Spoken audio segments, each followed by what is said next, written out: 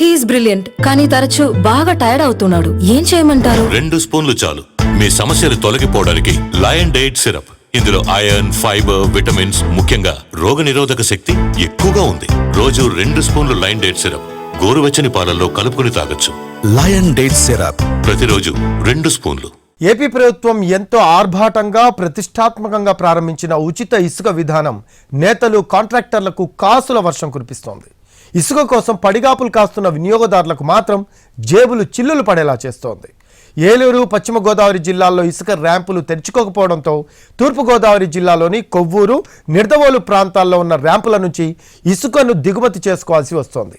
డిమాండ్ను దృష్టిలో ఉంచుకొని ర్యాంపుల్లో తిష్టవేసిన నేతలు అందిన కాడికి దోచేస్తున్నారు. ఇసుక ఉచితమని ఏపీ ప్రభుత్వం పదే పదే చెబుతున్నా క్షేత్రస్థాయిలో మాత్రం అమలు కావడం లేదనే చెప్పాలి. తూర్పుగోదావరి జిల్లా నిడదవోలు నియోజకవర్గంలోని కానూరు, పెండ్యాల, పందలపర్రు, తీపర్రు ఇసుక ర్యాంపుల్లో వసూళ్ల పర్వం కొనసాగుతూనే ఉంది. నిబంధనల ప్రకారం ఇసుక తవ్వకాలు జరిపేందుకు టెండర్లు పిలిచిన అధికారులు తక్కువ కోట్ చేసిన వారికి ర్యాంపులు అప్పగించారు.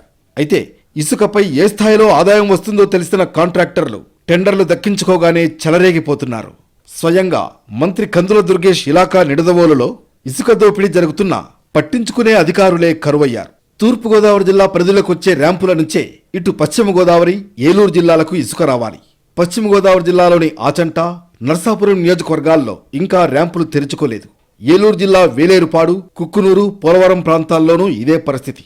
దీంతో 2 జిల్లాల్లోనూ ఇసుక కొరత ఎక్కువైంది. వాస్తవానికి 20 టన్నుల లారీ ఇసుక 1500 నుంచి 2000 రూపాయల లోపు లభించాలి.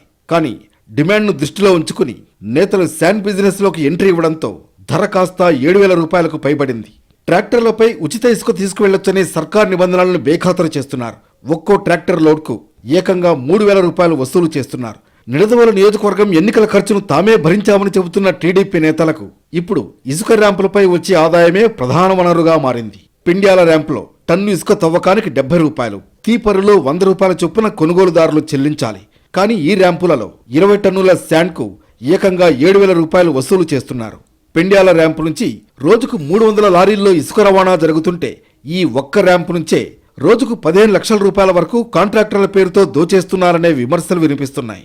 పశ్చిమ గోదావరి, ఏలూరు జిల్లాల్లో ఓపెన్ ర్యాంపులు ఇంకా తెరుచుకోకపోవడంతో ఆన్లైన్ బుకింగ్ పై పట్టు సాధించారు దళారులు. ఆన్లైన్ బుకింగ్ లో ఎప్పుడు ఇసుక అందుబాటులో ఉంటుందో తెలియని వినియోగదారులు దళారులపైనే ఆధారపడుతున్నారు. మరోవైపు నిర్మాణదారులు కూడా బుకింగ్ సమస్య లేకుండా దళారులను ఆశ్రయిస్తున్నారు. ఇదే అదనుగా ఇసుక కాంట్రాక్టర్లు రెచ్చిపోతున్నారు. Irregular periods and unbearable pain. ఏం చేయమంటారు? 2 స్పూన్లు చాలు మీ సమస్యలు తొలగిపోవడానికి. Lion date syrup. ఇందులో ఐరన్, ఫైబర్, విటమిన్స్, ముఖ్యంగా రోగనిరోధక శక్తి ఎక్కువగా ఉంది. రోజు 2 స్పూన్లు లయన్ డేట్ సిరప్ గోరువెచ్చని పాలల్లో కలుపుకుని తాగొచ్చు. లయన్ డేట్ సిరప్ ప్రతిరోజు 2 స్పూన్లు.